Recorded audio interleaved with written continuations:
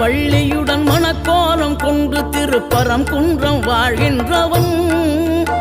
நீ தேவர்களை காத்திடவே வீரமுடன் வேலெடுத்து செந்தூரில் ஆழ்கின்றவன் மாங்கனிக்கு கோபம் கொண்டு பார்ப்புகழும் பழனியிலே ஆண்டியன கோலம் கொண்டவன் நீ தத்துவத்தின் சாரெடுத்து சுவாமி மலை எல்லையிலே தகப்பனுக்கு பாடம் சொன்னவன் காவல் என நின்று பெரும் சினம் தணிந்து தணிகையில கண் குளிர காட்சி தந்தவன் நீ பாங்குடனே கருள் தரவே பழமுதிரும் சோலையில பரஞ்சோதியாய் நின்றவன் பரஞ்சோதியாய்